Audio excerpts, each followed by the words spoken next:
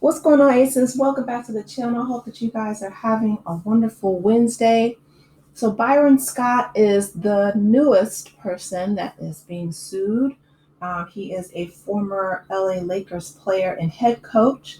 He's being accused in a lawsuit obtained by the LA Times of SA, and it was a 15-year-old student at the Studio City Campbell Hall High School in 1987. So this was 38 years ago. The former student alleges that Scott escorted her into a janitor's closet, and that according to the lawsuit, he began, quote, kissing her on the mouth as she repeatedly asked him, "What are you doing?" Then, despite her clear protest, Scott pushed her to her knees against her will and pulled off her top. Then Scott pulled down his shorts and exposed himself and tried to force her to perform an intimate act on his nether regions. The lawsuit was filed in Los Angeles Superior Court on December 30th, 2022, but Scott was then referred to as a John Doe. The Lakers is one of the most popular NBA franchise teams, and Campbell Hall as the private school Doe. An amendment complaint filed May 1st named Scott, the Lakers, and Campbell Hall after a judge denied objections by Scott that he should not be identified because he is a public figure and that there was not evidence to corroborate the woman's claims. The plaintiff is named in her lawsuit, but the LA Times does not publish the names of the alleged SA victims. So in this article that I'm reading, they're protecting her identity. She came forward after the California Child Victims Act took effect in 2020, extending the statute of limitations for survivors of childhood SA to file civil claims against their abusers. Like many victims of childhood SA, she was resigned to deal with the trauma privately, with only a few close to her and a handful of mental health professionals knowing what occurred on that summer day, the lawsuit states. Then Governor Newsom passed the California Child's Victim Act, which revived her claims against the former professional athlete and the Los Angeles elite private school and perhaps others. And while still a difficult decision to come forward now and relive the trauma, she is bravely doing so to shine a light and to seek some amount of justice and hopefully closure for the significant psychological trauma and emotional distress that she has experienced every day since the SA occurred. Scott's attorney, Linda Bauermeister, issued a statement to the Times saying, quote, "Our client is devastated by the complaint, a basketball event that took place in 1987. Our client believed the plaintiff to be over 18 and had no idea that she would claim otherwise until 35 plus years later. He respects girls and women, and the claims have blindsided him and his family."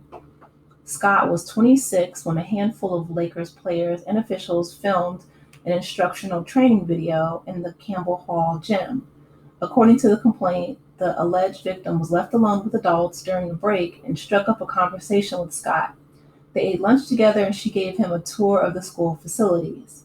They soon were alone, and according to the complaint, Scott forcefully grabbed her by the arm and pulled her inside the room. The complaint says that she has never kissed a boy.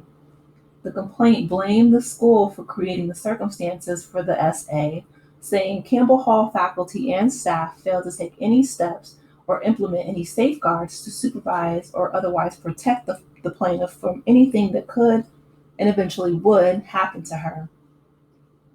She continues to suffer psychological and emotional distress, as well as feelings of embarrassment, loss of self-esteem, shame, and humiliation, the lawsuit states.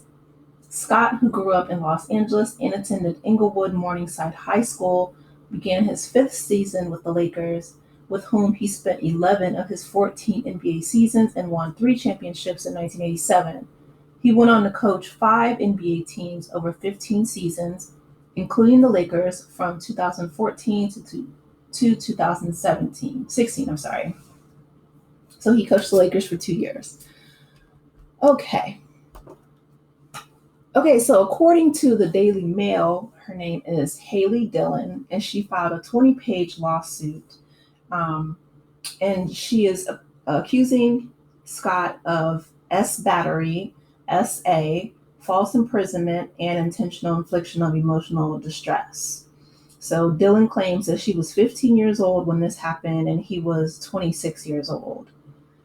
And she claims that he lured her into an area of the high school away from the other adults before forcing himself on her in a locked janitor's closet. So I just wanted to give you guys those details. This was 38 years ago. 38 years ago. And I'm, you know, on one hand, you always want to, of course, support people who have had harm done to them.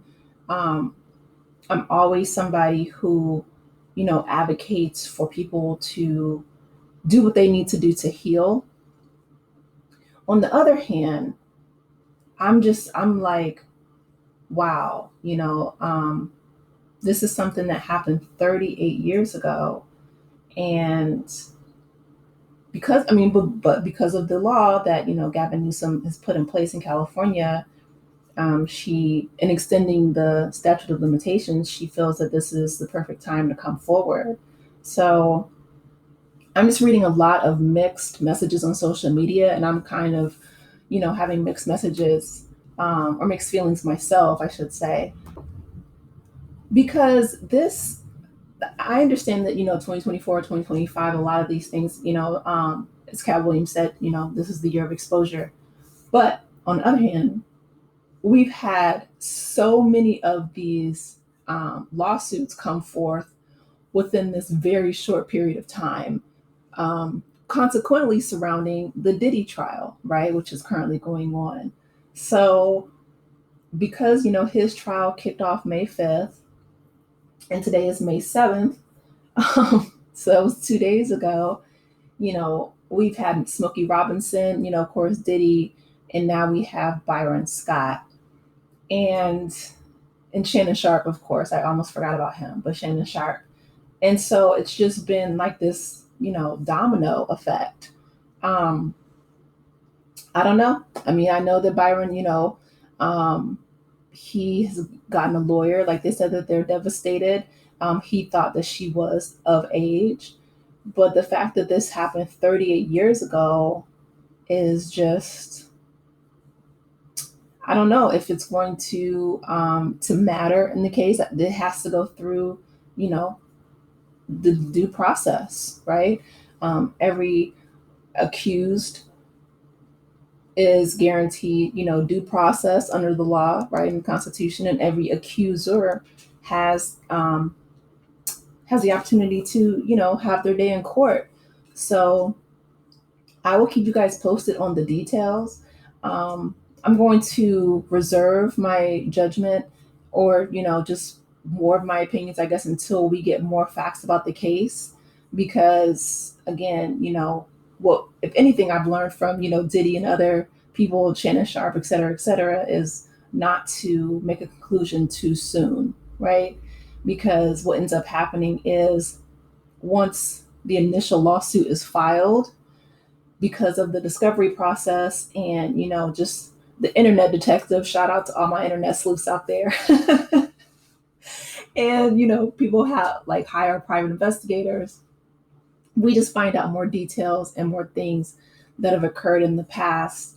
Because I feel like, again, using Shannon Sharp as an example, he was saying that it was a shakedown, it was this, it was that, that their whole relationship was built on the BDSM lifestyle.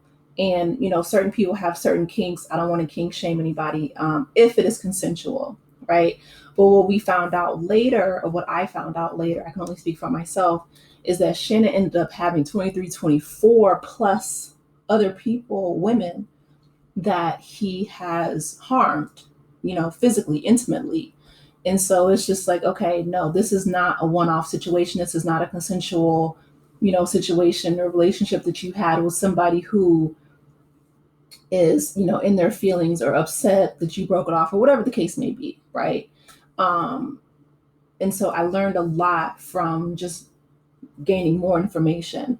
about the Shannon Sharpe situation. So what I'm going to do with this situation, and with the Smokey Robinson situation and whatever else, whoever else, TD Jakes, I'm trying to cover them all. They just seem to be multiplying, and popping out of nowhere, which is unfortunate. It is ridiculous, that so many people in the entertainment industry, in the entertainment space, um, are just, I feel like the curtain is, everything is coming out to the light. But that's what, again, that's what Cat Williams said last year, when he was on the podcast. And he may have known that he was, again, directing that to Shannon Sharpe. I know he named Diddy specifically. He named TD Jakes specifically.